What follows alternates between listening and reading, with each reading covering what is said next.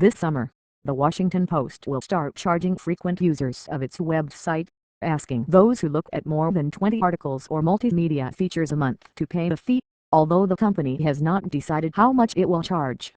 The paper said, however, that it would exempt large parts of its audience from having to pay the fees.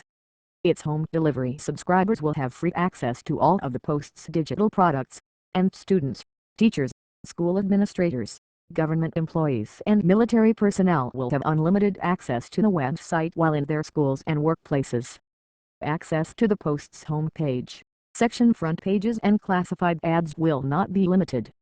The step, while modest compared with some other publications, marks a major change for the Post, which has shied away from what is known as a paywall for fear of driving away readers and online advertisers. It now joins a long list of other daily publications that charge for content, including The Wall Street Journal, Financial Times, Boston Globe and New York Times. News consumers are savvy. They understand the high cost of a top-quality news-gathering operation and the importance of maintaining the kind of in-depth reporting for which the Post is known, Catherine Weymouth, publisher of the Post, said in a statement. Our digital package is a valuable one, and we are going to ask our readers to pay for it and help support our news gathering as they have done for many years with the print edition. Moreover, she said later in the meeting, for staff members, charging more and more for print subscriptions while giving away content for free online was a wholly irrational proposal for our readers.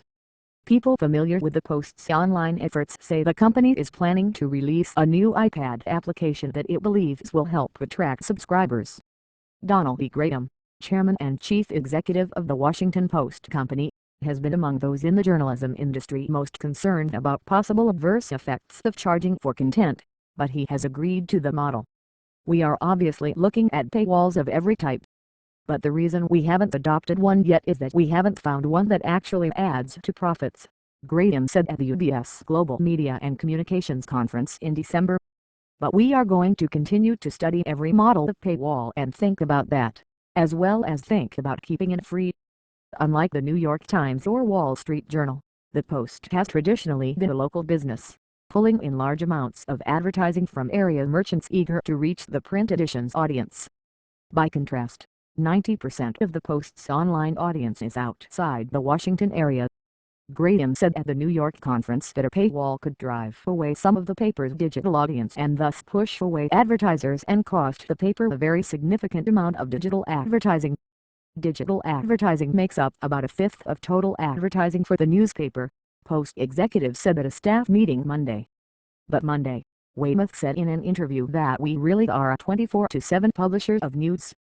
To separate our print from our online subscription model doesn't make sense anymore. We've watched our peers in the industry, and we think the metered model is the best way to keep our reach while asking our readers to help pay for the quality journalism we aren't known for. Revenue generated from the company's online publishing activities, primarily the Post website and Slate, increased 5% to $110.6 million in 2012, up from $105.8 million in 2011. Most of that was online display advertising, from which revenue increased 6% in 2012. Online classified ad revenue decreased 1% in 2012. Weymouth said the Post is still studying what fee will work best. The Washington Business Journal reported last month that the Post had been surveying users about potential options. It quoted one user as saying that the Post had inquired about 7-day delivery and unlimited web access for $24.95 a month, unlimited web access without a print subscription for $14.95 a month, and Sunday delivery and unlimited web access for $7.95 a month. We're definitely engaging in research to come to the right price, Weymouth said, but she said those figures might not be where the Post ends up.